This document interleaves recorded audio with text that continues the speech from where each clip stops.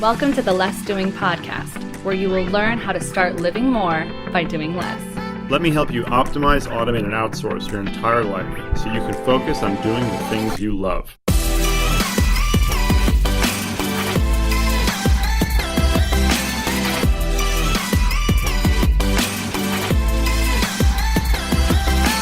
Now here's your host, Ari Meisel.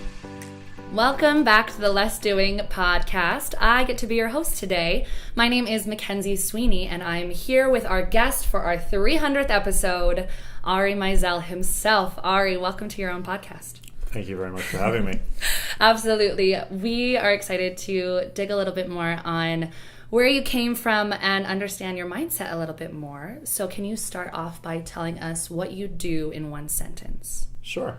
So I usually say that I help the overwhelmed become more effective. And how do you do that? By showing them how to optimize, automate, and outsource everything in their lives and their businesses, I really take what I think is a fairly holistic view and a really psychological view in terms of what makes people more or less productive, more or less focused, control freaks, trust issues, all the things that go into what people sort of put under the bucket of productivity. But to me, it's really about being as effective as possible. So doing the right things, not just doing things right. Can you, in your words, define the difference between productivity and efficiency? Of course. Well, so for me, productivity is really just producing more. And I almost cringe using that term with people sometimes because it's the one that people relate to most. It's the word that is sort of the one in the zeitgeist, I guess, in terms of what we think of being able to be more valuable. But productivity is really just producing more. So that's productivity. Efficiency would be producing more with less, and effectiveness would be producing the right thing. So I'm always trying to get to more effectiveness. Gotcha. So it's we see your bio in a lot of speaking opportunities as a productivity expert. Of course. We should change it to efficiency and effectiveness. Well, the funny is the problem with efficiency expert is that people think that it's like I'm like a manufacturing specialist, so I'll go into a factory and make them more efficient, which I guess you could technically, but that's usually what people associate with efficiency. It's a misnomer for a lot of people. Mm-hmm.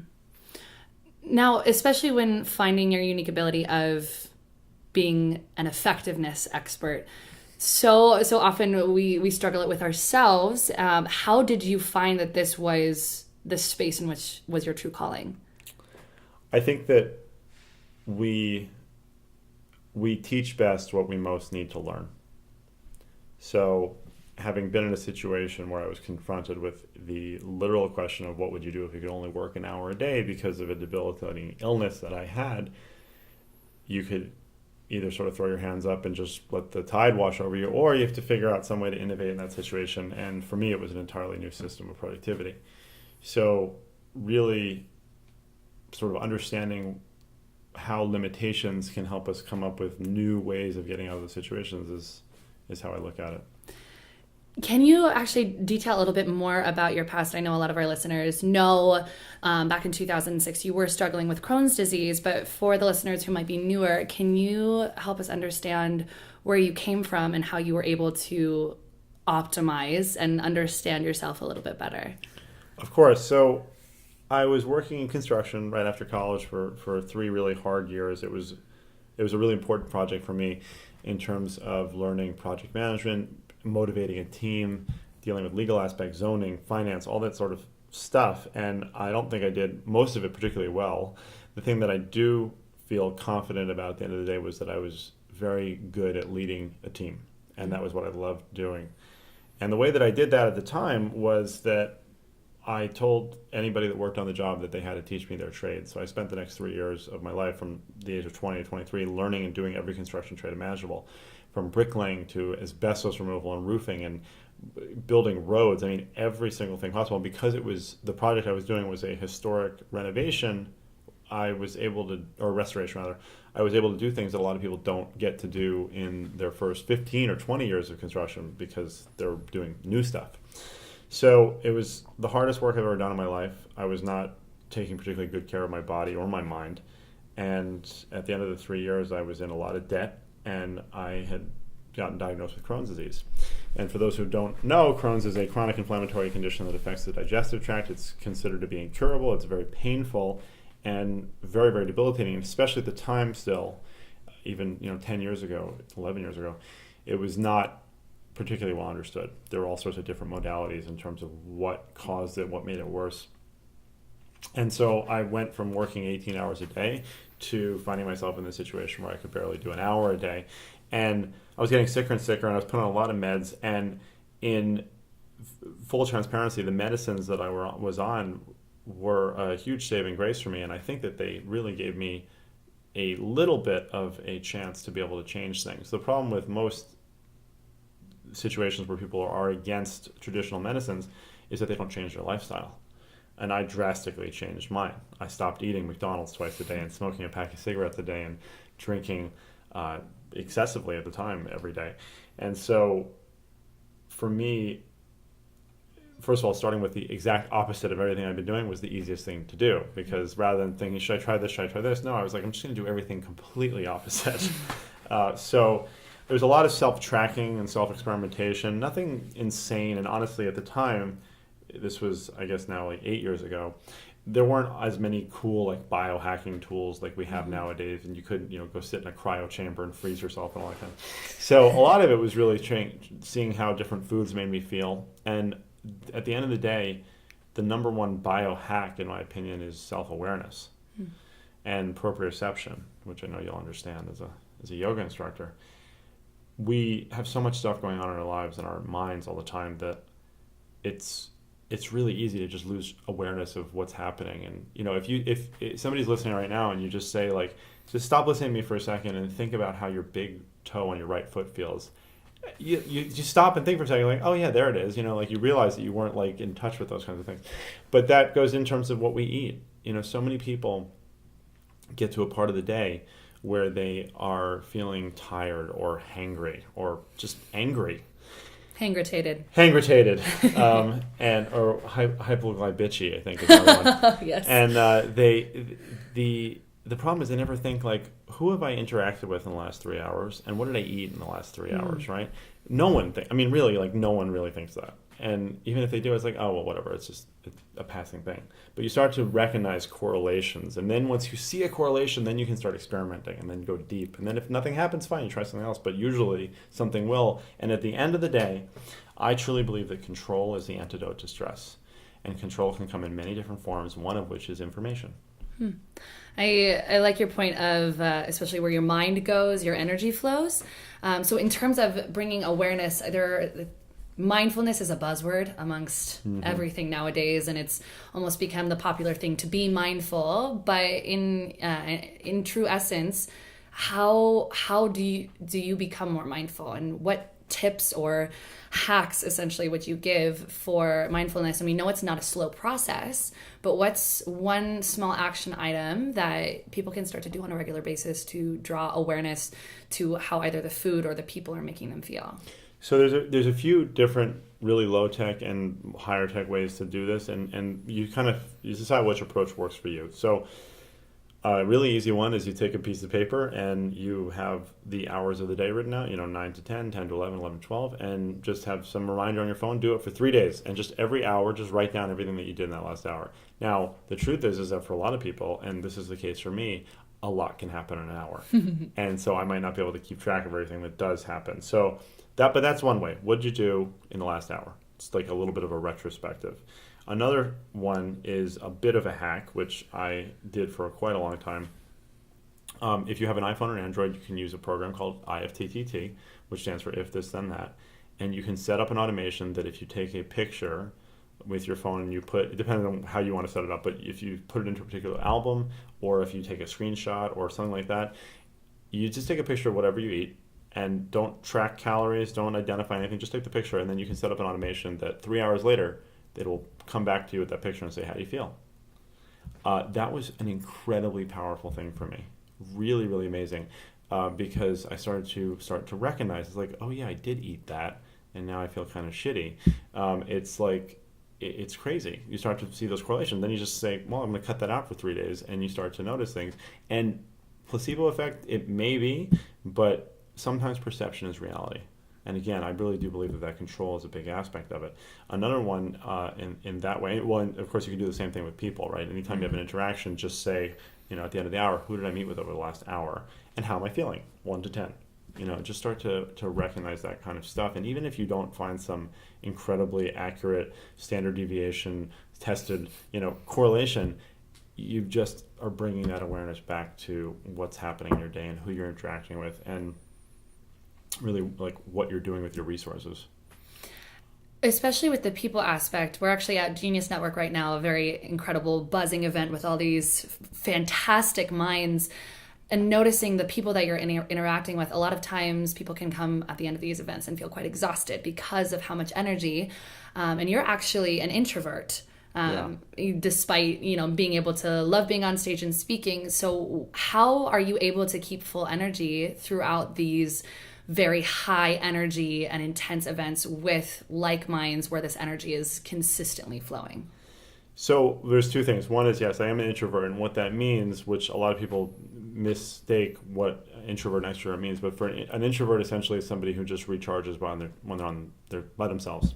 So for me, I can talk to people all day long and do all that kind of stuff and be on stage, and I love it.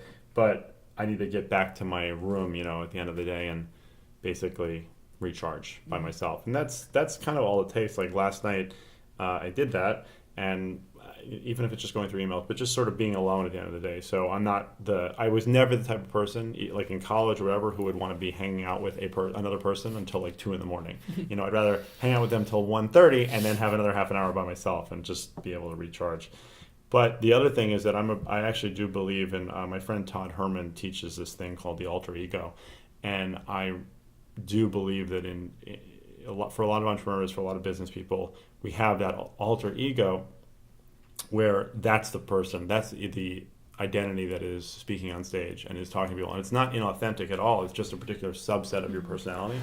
And there are things that go along with that. You can have a special pair of glasses or a watch that you wear when you are in that kind of a mode, whatever it might be. But they're environmental triggers so that you get into that place. And I am really good at, like, right now we're sitting in my hotel room recording this, and I'm in one mode. But when we walk into the hall where there's all these people and there's all this activity, like, I kind of click into it. Mm-hmm. So I wouldn't quite go so far as to say, like, Ari's not the one doing that kind of thing, but that's kind of what it feels like sometimes. Kind of your own energy or mental space that you're able to hold with people, and then space that you're able to hold with yourself. Right. Especially on kind of the trend of people and boundaries and health and hacks throughout, can you tell us your go-to either biohack or trend, and as these come in and out, habits can change, especially with your IFTTT, you're not always constantly still doing that, but what is something you're doing right now biohacking wise that you would recommend? A lot. So I'm a parent of 4 young children, 5 and under. So for me, sleep is something that's I'm not going to say precious. It's very important that I dial in my sleep. And so last night I got 3 hours of sleep, and I feel fine because I am very intentional about how I do that. And so the short answer is a lot of the hacks that I do right now are around sleep. So being able to fall asleep faster, being able to get a very solid block of sleep in less time. Now, and by the way, I wouldn't recommend sleeping 3 hours a night in an extended period of time, but right now that works quite well for me. And to the extent that, like, I wouldn't want to get 3.5 hours of sleep. If I'm going to I'd rather, if you look at like what your sleep cycles are, they're usually 90 minutes. So I'd want to get 4.5 hours or 3, but nothing in between, because that would just make you end up being really groggy. So I can actually get really energized off of 3 hours of sleep, surprisingly. But things like banana tea is a very big recommendation of mine for helping people get to sleep. Wearing blue blocking glasses is something I've been doing for 6 or 7 years, and I find that to be indispensable for sleep hacking. The Oura Ring, the O-U-R-A ring, is the best sleep tracker right now, in my opinion, and I've played around with that quite a bit. But again, the funny thing is, you get to a point with the biohacking where, as I said, like, the number one biohack is self-awareness. Mm-hmm. So there's all these tips and tools and tricks and things and gadgets, but at the end of the day, you start to develop much better proprioception, and you tend to know, like, what you need and what your body needs, and you start to listen to it. The biggest thing is I can give you all the advice in the world and you can get all the information in the world, but if you don't do anything about it, then it's not really that valuable. So that is sort of a long way of saying that, but I would say the sleep hacking is the biggest one. I'm generally looking at ways to be anti-inflammatory just because of having a chronic inflammation illness before. But that's things, like turmeric and fish oil, and cryotherapy is a version of that. Anything that you can sort of do to cool inflammation is always something I'm interested in. Can you walk us through your banana tea? Yeah, sure. I mean, it's ridiculously simple. It is, and I mean this, it is like the number one sleep hack there is. It will knock you out. And you can use it for kids and everything. And the reason being that the skin of the banana has an enormous amount of magnesium in it. So what you do is you take a banana, cut it in half, put it in a boiling pot of water until the banana turns black. Then pour out the water and drink that water. And it's very good tasting, and it will put you in a very deep, enjoyable sleep. And a lot of people don't get enough magnesium in their diets anyway because it's a very dense mineral. The pills tend to be very large, which deters many people. And for those who don't know the effects of magnesium, what does it do to your body? It's basically like a nervous system regulator, essentially. So it helps with like heart rate variability. It helps with sleep hormone regulation. So magnesium is really, really important. And you can get it through like bath salts, for example. Like Epsom salts is really good source of magnesium. You can get like liquid magnesium you can put on you. So most people don't get enough magnesium in their diets. Mm-hmm. Now you have 4 children under the age of 5. You are a dad and an entrepreneur, and you live a very integrated life with your work. Can you describe any things you've learned along the way? I mean, through hardship or testing, to give tips to people who are family oriented, who are also wanting to start their own ventures or scale their businesses. How are you able to integrate your work and your life?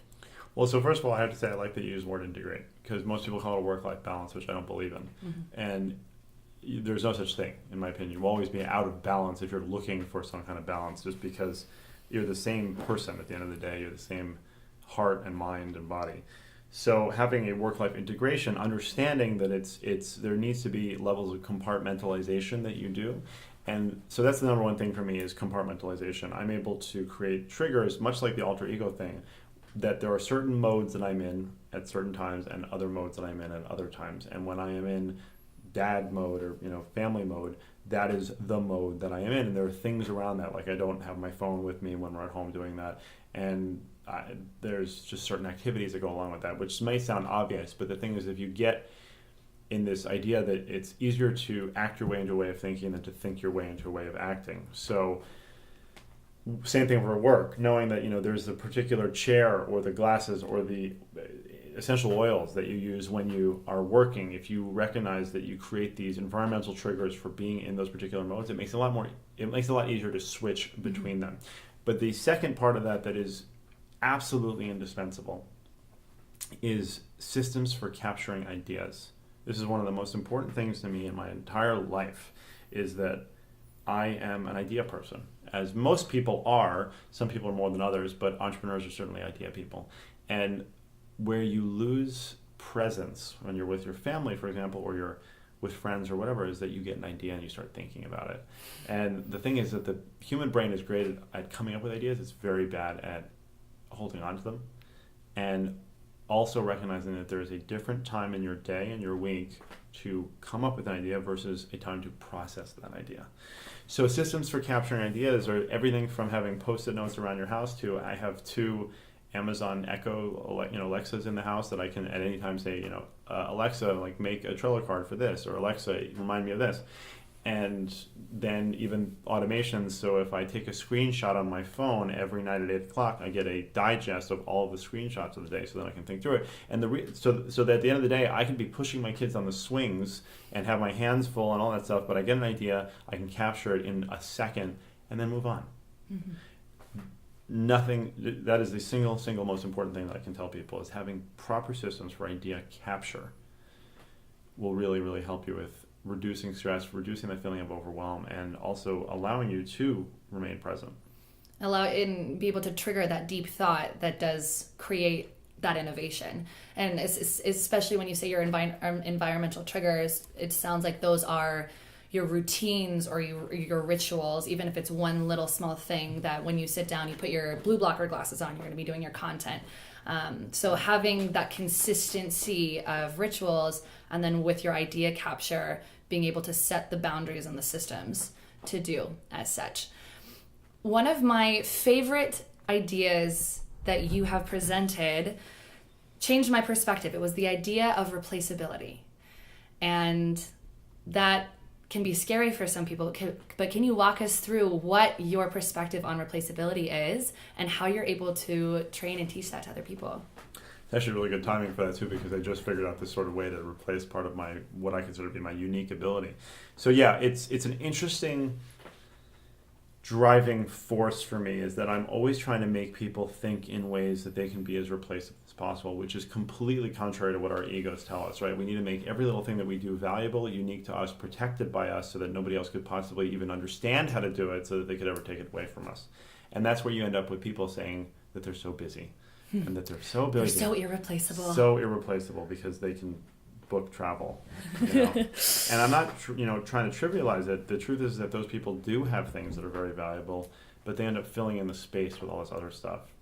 And I'm not judging. I mean, everybody is, it's a human need, is to make ourselves feel valuable in any situation we can, and be irreplaceable. Mm-hmm. The problem is that if you can't be replaced, you can't be promoted, right? And you can look at that in any different context. Promotion could be in a company, it could be retiring, it could be getting a big boat, whatever the next level is. If you can't be removed from the place you are at, meaning that you're the bottleneck, you can't move on to other things. And we should always be looking at how we can be growing individually and as a system.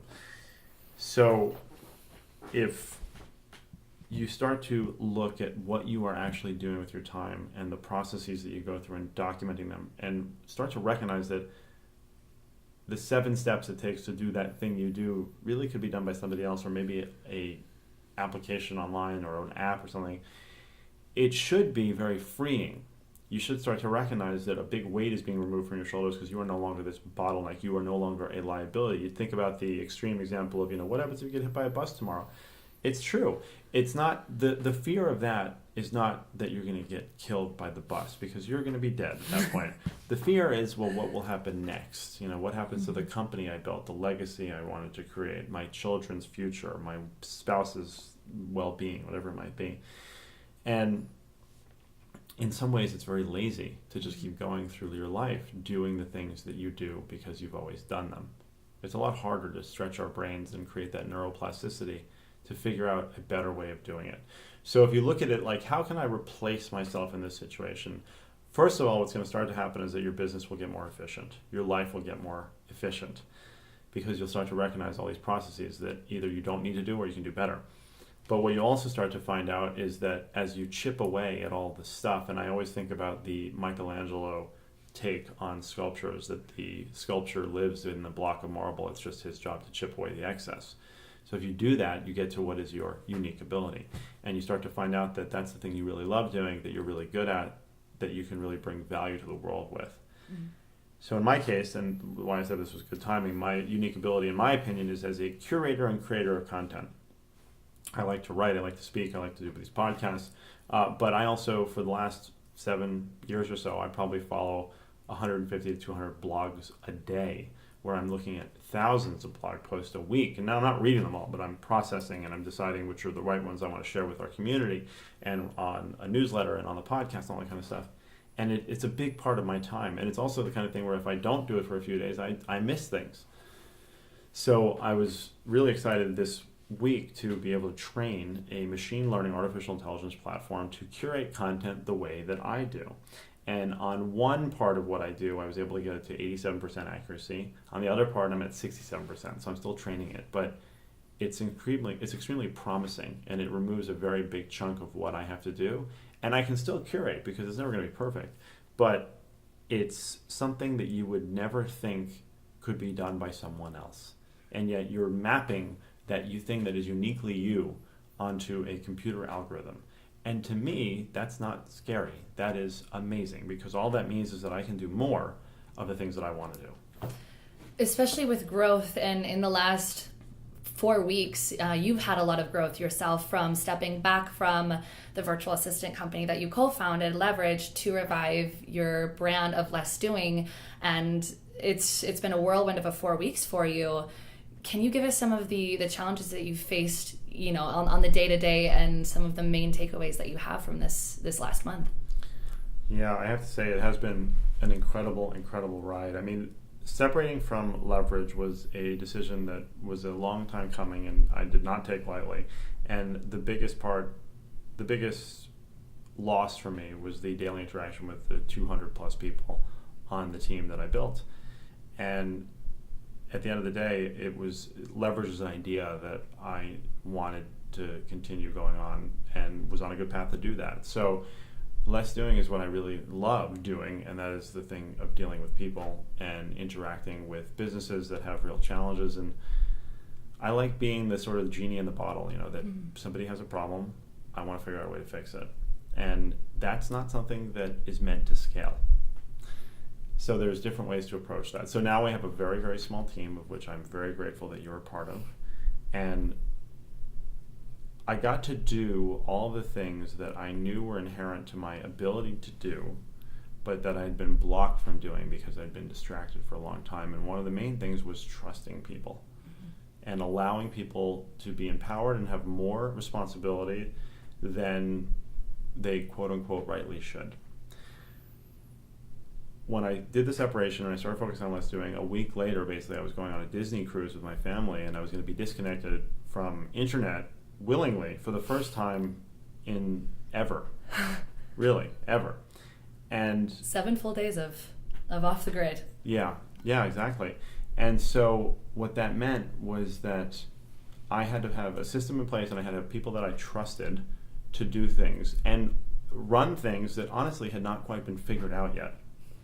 And so that was a really, really important part of it for me, is being able to rely on people that I just know what they're doing. And having that ability, having that trust in someone, to me, is something that can't be manufactured, can't be discovered. It has to just organically happen. And I'm very fortunate that it has happened with you and 4 other wonderful individuals. So now, obviously, that's not something that you can say to people on the podcast, like, go and do that. But the biggest thing, honestly, from a technology standpoint, was that we set up Intercom, which I've talked about on the podcast many times before, and we set it up with a company email address, which is oao@lessdoing.com, which meant that any one of you could answer an email and deal with it. And that alone, that little communication hack, was probably one of the best things that I could have done. And in my absence, not only were you able to handle things, but actually garner new business for us. So setting up proper communication protocols. Most people have an issue with their email when they're there. So having it so that it can work when you're not there is, I think, probably the artistry that we were able to achieve. It's almost as if hacks were becoming our new strong foundation. One of the last things I'd love to talk about, because especially with the Leverage team that you cultivated, 200 plus people who had a very close relationship with you,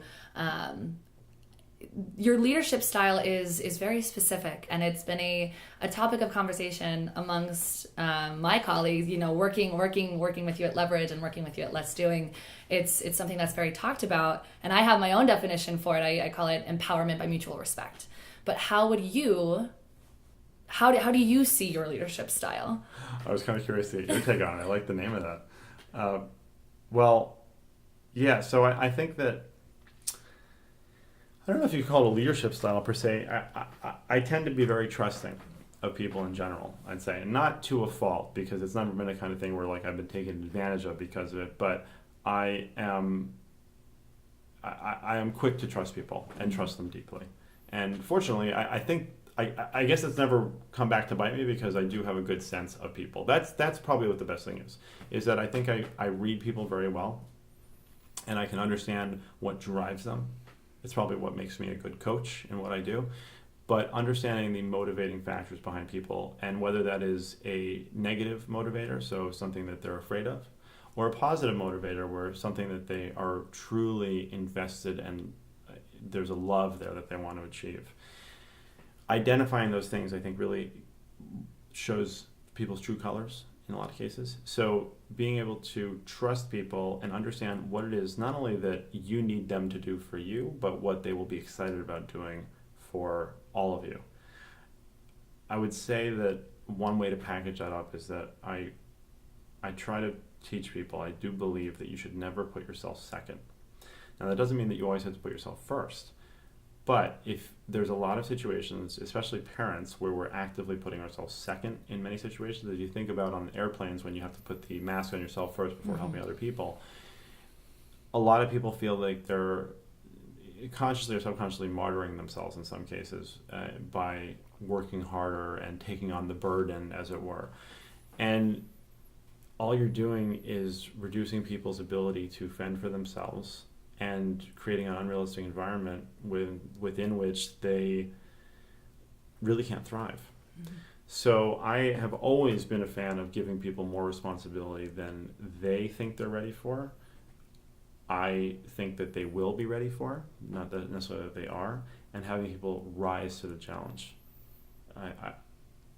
I'm also of the mindset that there are very, very few situations. I'm not a doctor, and I'm not an astronaut, so nobody's ever going to die in the world that I live in, right? So if a person is asked to step up to the plate and they don't do it, and a client is upset or we lose business, it might be unpleasant. It might be a bad situation, but at the end of the day, we learn from it and we do better. So I think that, I guess your way of putting it is a lot better than mine, but I guess I would say overindulging in responsibility.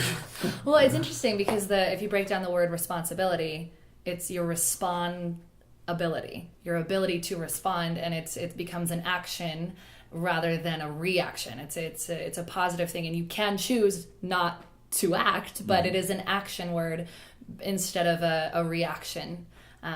So before we get to your top 3 tips to make you the most effective, if you are interested in hearing Ari himself, the top 3 things he would recommend most to be the most effective, go to lessdoing.com/300. So Ari, the top 3, the money. What are the top 3 tips that you have to be the most effective? You can take that in any way.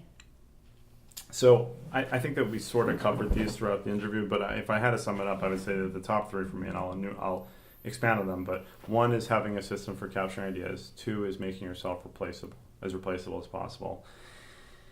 And 3 would be always beta test ideas.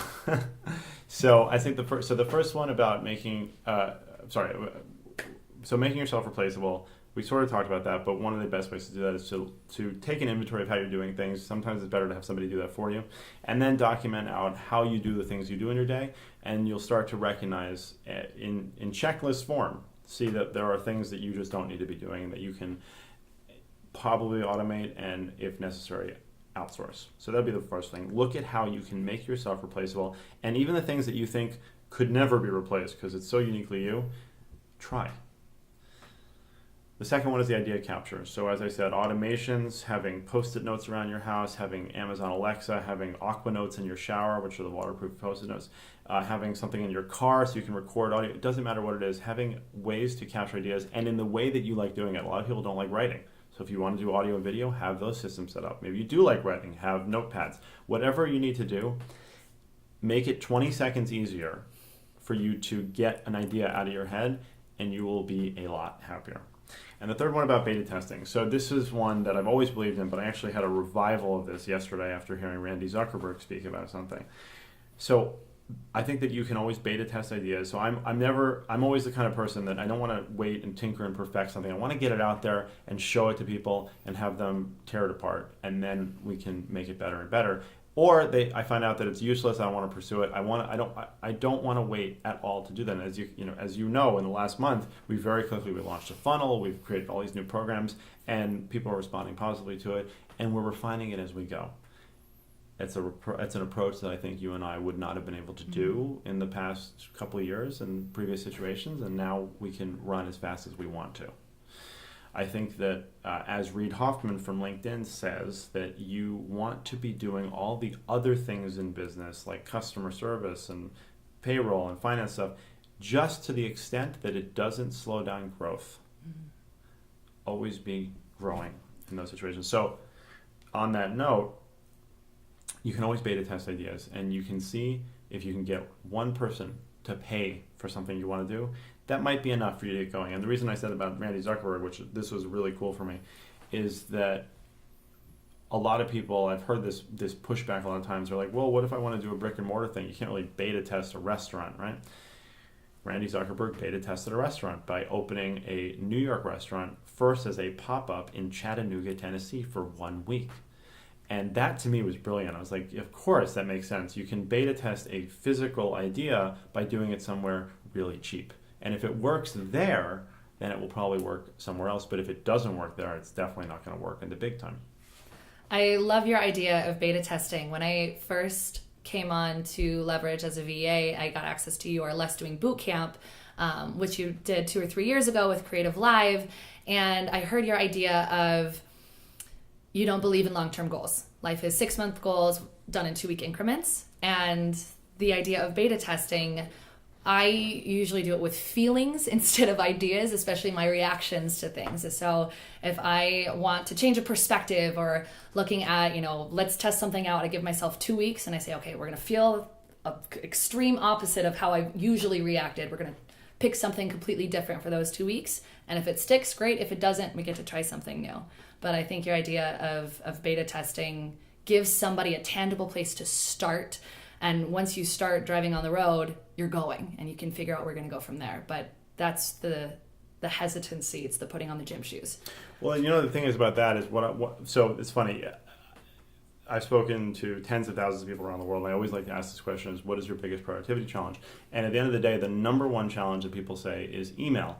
And I don't believe that email is the problem. I think it's a decision-making problem. And the problem with email is that it is presented in a way that makes it more difficult to make decisions when traditionally the way people have set it up. So if you get better at making decisions, that to me is part of the beta testing thing. It's like, don't wait, don't figure it. Just go and just see what the response is. See what other people think, because we are a vacuum in general, and we'll think an idea is amazing because it solves our problem.